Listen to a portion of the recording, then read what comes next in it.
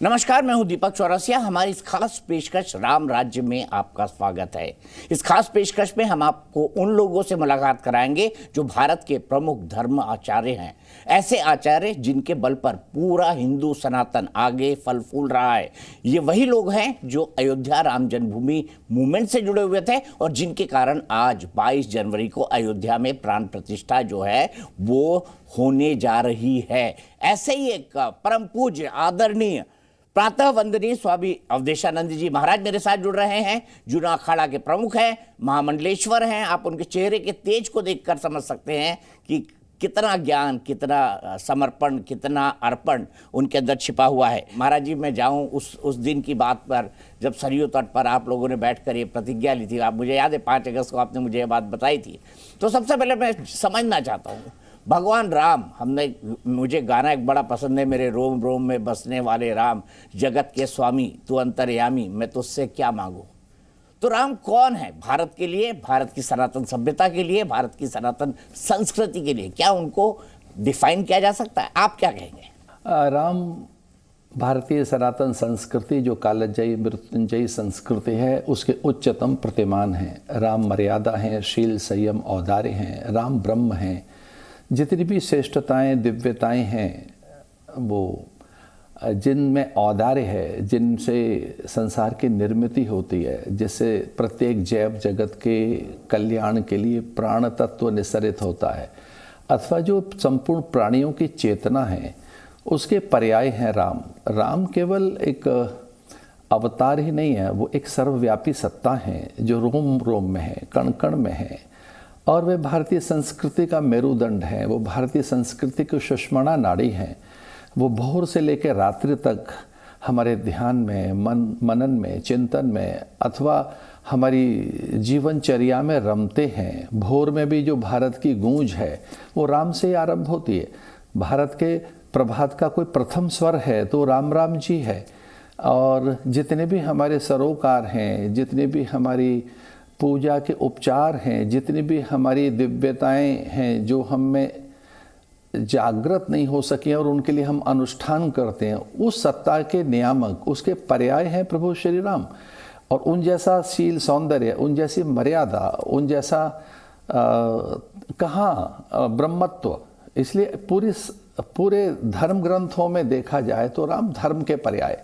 और उनके लिए कहा भी गया है रामो विग्रहवान धर्म। राम साक्षात धर्म के विग्रह हैं। और धर्म उसे कहते हैं जो सभी के कल्याण के लिए है,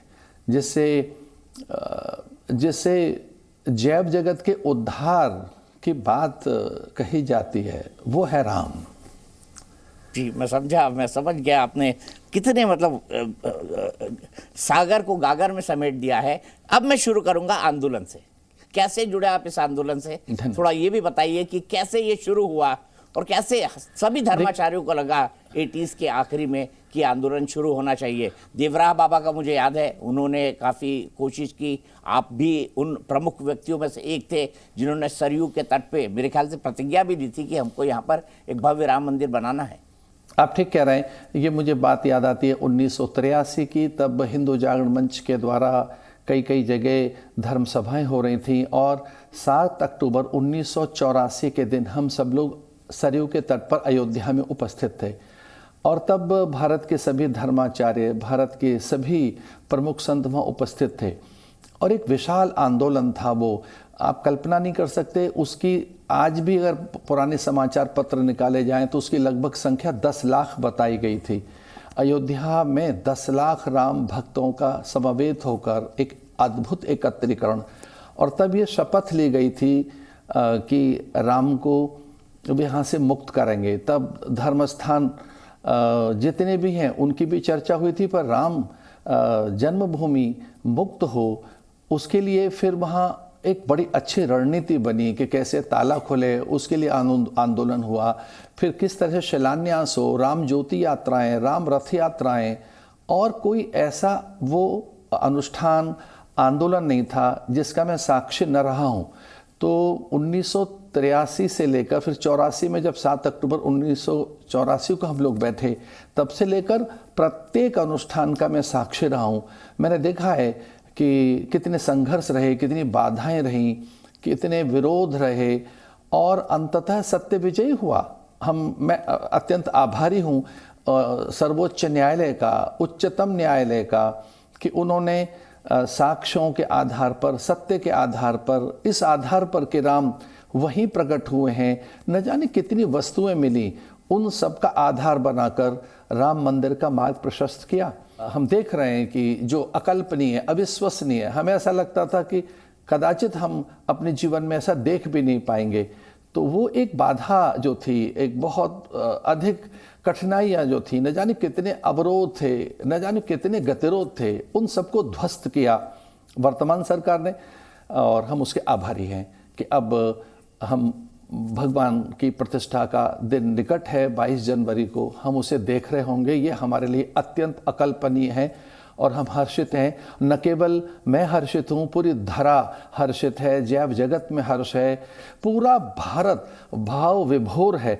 सचमुच ऐसा दृश्य और ऐसा कभी देखा नहीं कि पूरा राष्ट्र राम की संवेदनाओं में डूब गया हो और पूरा राष्ट्र अथवा सनातन जगत राममय हो गया हो। मैं बहुत ही उल्लसित मन से बात कर रहा हूँ कि इसकी हमने कभी कल्पना नहीं की थी। दीपक भैया, आपने सोचा था भी कि अपने जीवन काल में आप प्राण प्रतिष्ठा के साक्षी बनेंगे, आप देखेंगे भगवान राम के विग्रह को जो है प्राण प्रतिष्ठा होते हुए? स्वामी जी, बिल्कुल मैं आमंत्रित हूँ वहाँ, और मैं बिल्कुल आमंत्रित हूँ और मैं वहाँ पहुँच रहा हूँ और वो दृश्य मैं देखूंगा। हमने तो शिलान्यास वाला दृश्य भी देखा कि किस प्रकार से रामलला का शिलान्यास का कार्यक्रम था, और लगभग हम सब के अंतःकरण आर्द्र थे, हम सब के नेत्र, एक मेरे तो विशेषकर नेत्र उस तरह से बड़ा विद्रोह कर रहे थे और मेरे नेत्रों में सजलता थी, मेरे संपूर्ण अंतःकरण में एक विशेष प्रकार की आर्द्रता थी कि देखो वो जो अकल्पनीय था उसे हम साकार होते हुए देख रहे हैं।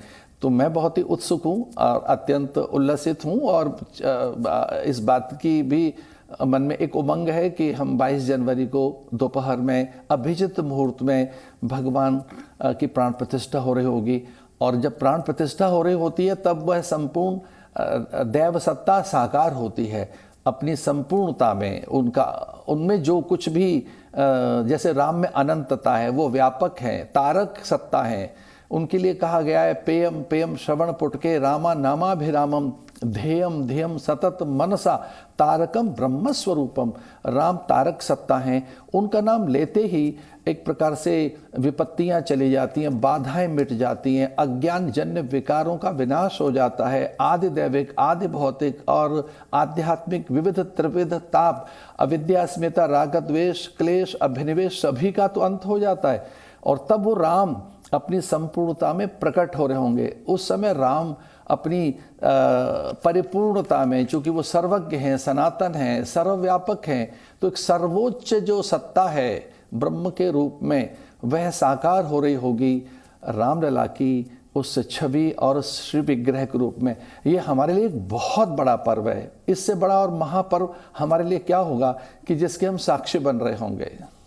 बारा जी, मैं आपसे समझना चाहूँगा, और सबसे महत्वपूर्ण बात, हाल ही में एक विवाद भी खड़ा हुआ। अभी मुक्तेश्वरानंद जी ने कहा कि नहीं अभी तो मंदिर पूरा नहीं हुआ है, प्राण प्रतिष्ठा होनी नहीं चाहिए। पुरी के शंकराचार्य ने भी कुछ नेगेटिव कमेंट किए। बाकी जो दो शंकराचार्य महाराज जी हैं हमारे जगत गुरु, उन्होंने कहा कि हम इसके समर्थन में हैं, और उन्होंने अपने अपने तरीके से अपने भक्तों को कहा। क्या ये कंट्रोवर्सी जायज़ है? क्या मानते हैं आप? शंकराचार्यों की जो अलग अलग राय है उसको लेकर आप क्या कहेंगे? क्योंकि आप एक धर्मगुरु हैं, लोग आपसे समझना चाहेंगे कि किस पॉइंट ऑफ व्यू से देखा जाए, क्योंकि विपक्षी पार्टी से मुद्दे बना रही है कि शंकराचार्य को तो आपने बुलाया नहीं, प्रधानमंत्री जी को बुला लिया यजमान बना के। देखिए, जिन शंकराचार्यों की बात को विपक्षी, विधर्मी, विरोधी कह रहे हैं, क्या उन शंकराचार्यों की बात वो मानते हैं कि गौहत्या बंद हो? क्या धर्मांतरण रुकना चाहिए? इस देश में समान नागरिक संहिता होनी चाहिए?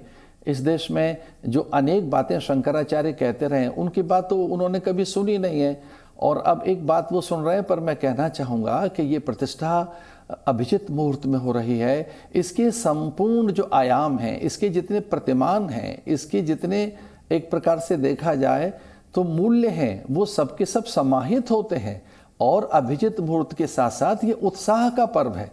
ये कोई एक इस प्रकार का मंदिर नहीं बन रहा है कि पहली बार इसकी कल्पना की गई है। कोई वास्तु के इसमें मानक नहीं देखे जाने चाहिए। ये एक पूरे भारतीय सनातन जगत के अंतःकरण की आस्था और उसके एक अटूट विश्वास का पर्व है, जिसमें मुहूर्त की मुझे नहीं लगता है कि वो कोई उतना वैशिष्ट रखना चाहिए, पर सच तो ये भी है कि उसमें कहीं मुहूर्त का अभाव भी नहीं है। चित्त की प्रसन्नता ही मुहूर्त है, चित्त के अत्यंत अनुराग का नाम मुहूर्त है, पर एक भी तो कोई ऐसा कोई न्यूनता नहीं दिख रही है कि मुहूर्त में रिक्तता हो अथवा मुहूर्त का अभाव हो।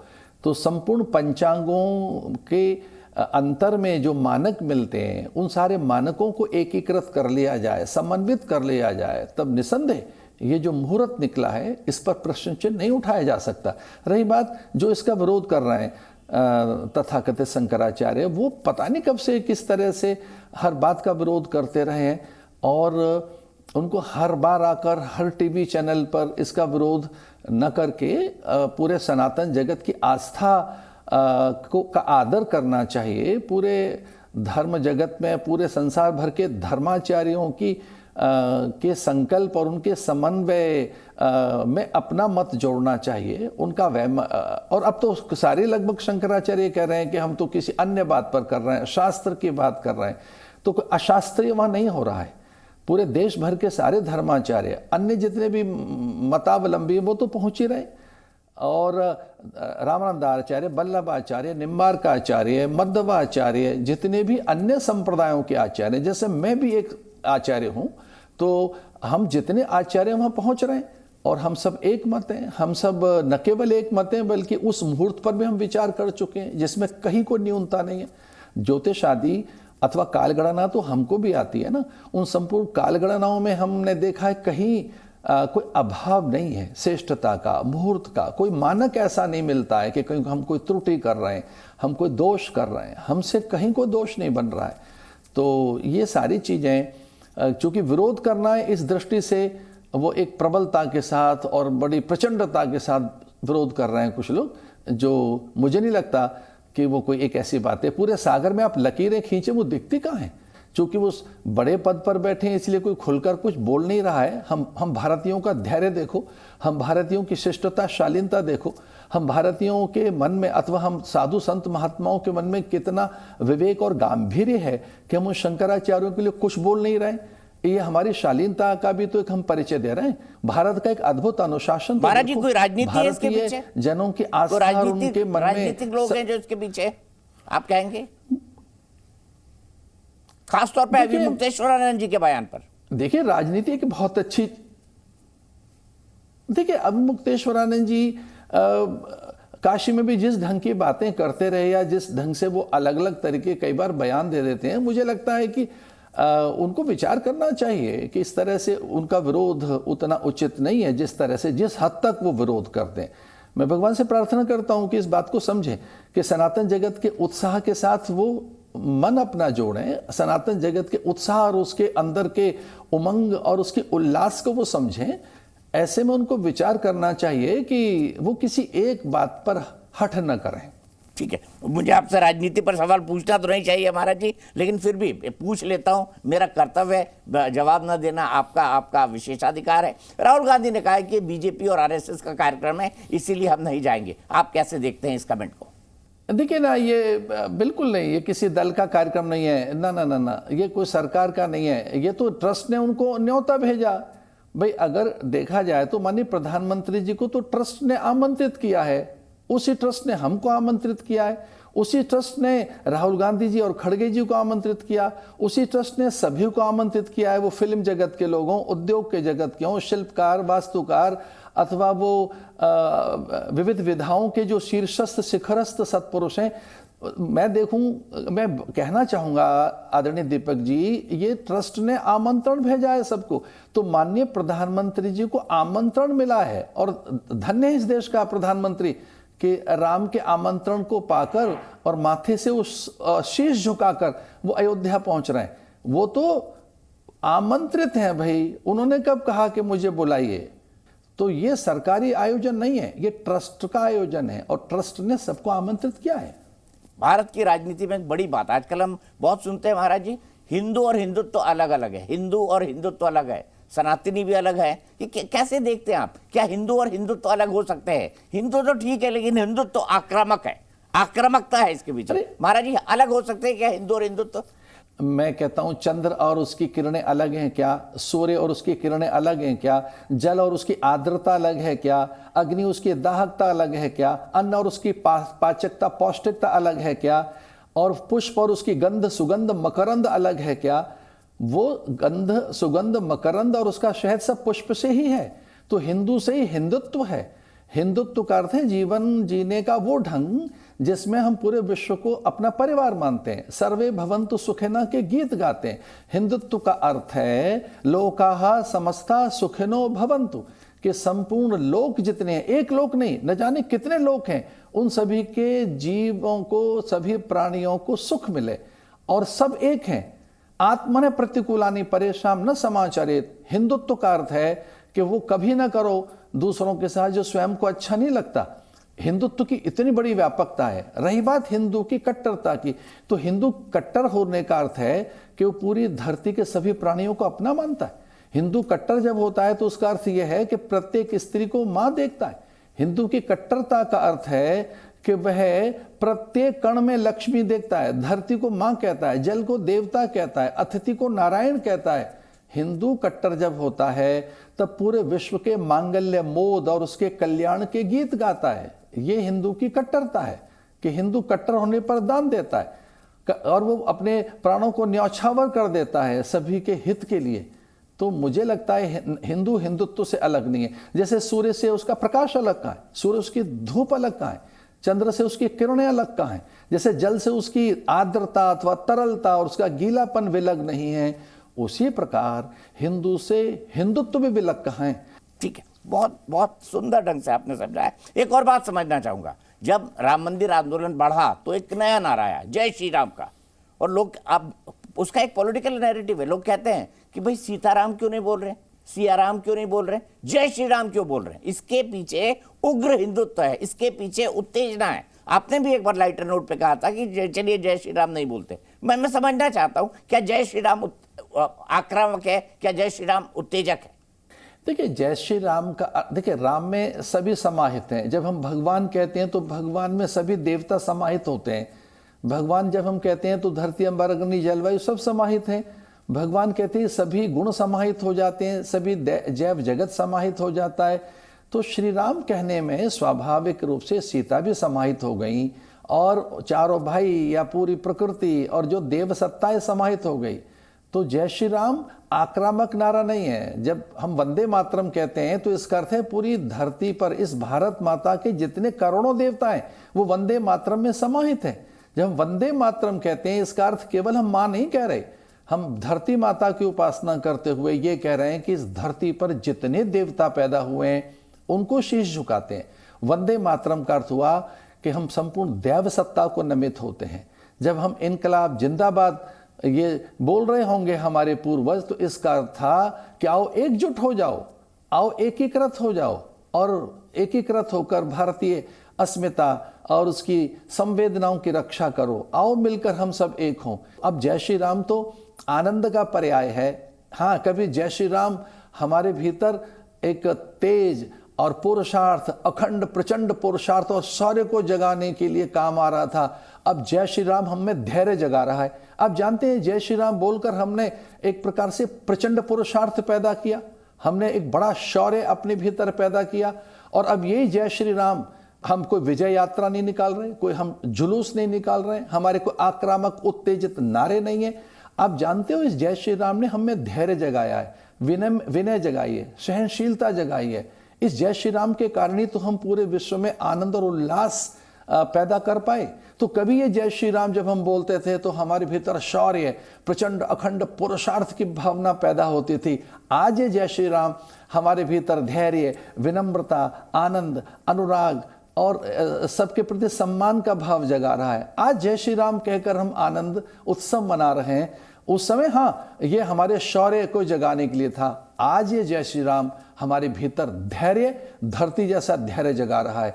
हाँ, कभी ये शौर्य के लिए था पर इसने धैर्य जगाया है। जय श्री राम जी, बहुत बहुत महत्वपूर्ण बात आपने बताई।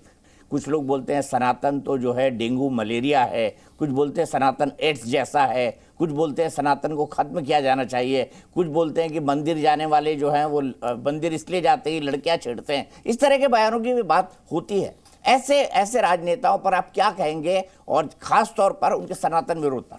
अरे ये मूढ़मती प्राणी हैं, ये मतिमंद हैं, विवेक शून्य हैं, जिनमें न विवेक है, न कोई वैचारिक गांभीर्य है, न जिनके पास कोई पुरातन संस्कार हैं, और ये इस एक प्रकार से अपने अस्तित्व को ही नकार रहे हैं। सनातन माथे की बिंदी है, मांग का सिंदूर है, हरे कांच की चूड़ियां है, यज्ञोपवीत है, यज्ञ और उसकी धूम्र है। सनातन जब हम कहते हैं पर्व और परंपरा है, मूल्य और सिद्धांत है, सनातन का न आदि है, न अंत है, न मध्य है।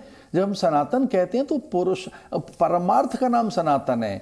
और कुछ लोग मतिमंद कह रहे हैं कि ये व्याधि है, डेंगू है, तो वो उनके तो पूर्वजों ने एक प्रकार से भगवान कांची शंकराचार्य के सामने एक बोर्ड खड़ा कर दिया था कि ईश्वर है ही नहीं। जगह जगह वो पता नहीं किस तरह से भगवती अस्तित्व को नकारने के लिए कितने प्रयत्न करते रहे। कोई सूर्य की ओर देखकर कहे प्रकाश नहीं है तो उसको क्या कहें, कोई जल को हाथ में लेकर कहे इसमें गीलापन नहीं है तो क्या कहें। आज हमारा सनातन चांद पर चहलकदमी करता है, चांद पर पहुंचकर वहां का चंद्रयान सनातन के गीत गाता है, और हमारे यहाँ के हम सभी प्राणी कहते हैं कि वो शिव शक्ति से मिला हुआ अनुग्रह है। यह है सनातन कि हम चंद्र पर चहलकदमी कर रहे हैं चंद्रयान के द्वारा। हम पूरे विश्व में योग के माध्यम से लोगों को स्वास्थ्य, सौंदर्य और उनके धैर्य अथवा उनके आनंद अनुराग का कारण बन रहे हैं। यही तो है सनातन। सनातन का अर्थ है कि पूरे विश्व में हमारी संवेदनाएं अब स्वीकार की जा रही हैं। इसका नाम है सनातन, और ये कभी मिट नहीं सकता। ये अजेय है, नित्य है, शाश्वत है, समीचीन है, अब प्रत्येक काल में रहने वाली सत्ता का नाम है सनातन। अब भारतीय राजनीति में चुनाव होते हैं हर 5 साल में, अगले चुनाव होने वाले हैं, सामने हैं बिल्कुल 2024 के चुनाव। इसमें जो नारा बन रहा है सांप्रदायिक शक्तियों के खिलाफ संघर्ष, जो सांप्रदायिक शक्तियां हैं, यानी जो लोग अभी मंदिर के आयोजन में हैं, उनके लिए यही नारा गढ़ा जा रहा है कि ये सांप्रदायिक शक्ति है, हम धर्म के साथ हैं, हम धर्म का सम्मान करते हैं, लेकिन धर्म का राजनीति में इस्तेमाल नहीं होना चाहिए। इस नैरेटिव को आप कैसे देखते हैं, क्या होना चाहिए, क्या नहीं होना चाहिए? देखिए, मैं चूंकि एक सन्यासी हूं, मैं ये कहना चाहता हूं कि जब जब इस प्रकार की बातें लोग कहते हैं वो असुरक्षा में कहते हैं, जब बहुत असुरक्षित अनुभव करते हैं, जब उनको इनसिक्योरिटी आती है, जब कुछ उनके पास कोई मुद्दा रह नहीं जाता, जब उनके पास कोई विकास की बात नहीं है। भाई, भारत को किस विकास की ओर लेके जाना चाहते हो?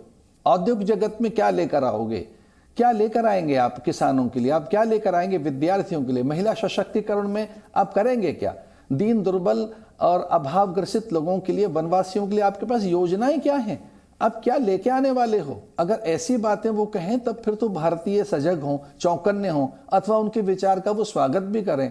केवल सांप्रदायिक उन्माद को लेकर आप एक सनातन जगत को या भारत की संवेदनाओं को जब आप चुनौती दे रहे होते हैं तो ये उनकी हानि ही है। इसमें मुझे नहीं लगता कि ये एक परसेप्शन, ये नैरेटिव उनको रखना चाहिए। इस प्रकार की वो मुझे लगता है कि बड़ी भूल कर रहे हैं। ठीक है महाराज जी, चलते चलते कुछ सुना दीजिए, कोई अच्छा सा प्रसंग। आप मतलब आपकी वाणी सुन के ही ना, मतलब शीतलता का एहसास होता है, मन में शांति आती है। देखिए, मुझे ये प्रसंग सुनाना है कि जब सुपर्णखा ने ये बात कही अपने भाई से कि खरदूषण का भी वध हो गया और ये मेरी दशा हो गई है, तो पूछा उसने वो कौन है? तो सुपर्णखा कहती है शोभा धाम राम असनामा। वो राम हैं और वो शोभा के धाम हैं, वो बड़े दिव्य हैं, अपौरुषेय हैं, नित्य हैं, वो बड़े मनोहर हैं और बड़े वो कुछ और ही हैं। तो राम का नाम सुनते ही उसे खुद भी लगा कि अरे मेरा ये समय आ गया है कल्याण का। होई भजन नहीं तामस देहा, देखो मैं भजन नहीं कर पाया और अब मेरा अंत भी निकट है। राम एक ऐसे हैं कि रावण को भी लगा कि राम ही मेरा कल्याण करेंगे, खरदूषण को भी यही लगा, सुपर्णखा को भी यही लगा, और तो कुंभकर्ण को भी जब ये पता लगा कि राम से युद्ध करना होगा, तब उसने रावण से कहा अरे तू जगदम्बा को अपहृत कर लाया। राम तो ब्रह्म है ही पर सीता जगदम्बा हैं, तो जिनका नाम लेते ही विरोधी भी शीश झुकाते हों। रावण तो बार बार अभिनंदन करता था राम का, और सीता को वो प्रणाम भी अनेक बार, ऐसे कितने प्रसंग आए कि मुझसे भूल हुई है, और अब मैं बरवैर ठानूंगा। तो जो राम रावण के भीतर भी अनुराग पैदा कर देता हो, ऐसे राम के लिए भरत जी बड़ी सुंदर सी बात कहते हैं, बहुत ही अद्भुत बात कहते हैं। वो कहते हैं कि जो सबके कल्याण के लिए वो है मेरा राम। जेहि विधि प्रभु प्रसन्न मन होई, जेहि विधि प्रभु प्रसन्न मन होई, करुणा सागर कीजिए सोई, करुणा सागर कीजिए सोई। जो भी आप करेंगे वो सबके कल्याण के लिए होगा, ऐसा भरत जी कहते हैं। और उनका एक नाम है करुणा निधान, वो करुणा निधि हैं, वो करुणा सागर हैं। तो जिनके भी हम चर्चा कर रहे थे वो करुणा के सागर हैं, वो प्रेम से के सागर हैं, वो आनंद के सागर हैं, और वो मुक्ति के दाता हैं ऐसे राम। उन्हीं का नाम लेकर भगवान महादेव काशी में मुक्ति मंत्र देते हैं, राम। और राम में 2 अक्षर हैं, रा और माँ, राष्ट्रस्य मंगल। राम में जो पहला रा है वो राष्ट्र, और अंत में माँ, जो राष्ट्र का मंगल करे, जो संपूर्ण चेतना में विश्रांति दे, वह राम। राम अखिल लोक दायक विश्रामा, वो है राम जो पूरी चेतना को विश्रांति, आनंद, अनुराग, प्रेम और करुणा देते हैं। ऐसे राम की चर्चा करके आपके साथ में बड़ा अभिभूत हूँ। और मैं, यद्यपि मुझे अधिक समय नहीं मिलता है, पर कभी आपका इंटरव्यू चल रहा हो तो आपका वाक्चातुर्य मुझे अच्छा लगता है, आपकी वाक्पटुता और आपकी विनय भी, और आपका जो एक कभी कभी जो संवाद करने का जो ढंग है, उसके जो जल्प और बिंब हैं, आपका जो आपके भीतर में एक अन्वेषण और गवेषणा के भाव हैं, और एक तर्क की कसौटी पर जब आप शब्दों को कसते हैं तो अच्छा लगता है। आपकी जो वाक् वाद्यता है, वाक् वैभव है, आपकी वाग्मिता है, आपका जो बोलने का ढंग है, वो मुझे कभी कभी बड़ा आनंदित करता है। मैं आपके लिए भी और सभी दर्शकों के लिए भी बहुत शुभकामनाएं देता हूं। बहुत बहुत धन्यवाद। जय श्री राम। जी, जय श्री राम और राम राम। भगवान राम मंगल करे। इसी मंगल कामना के साथ हमारी इस खास पेशकश में आज के लिए इतना ही, लेकिन जी न्यूज़ पर खबरें लगातार जारी हैं।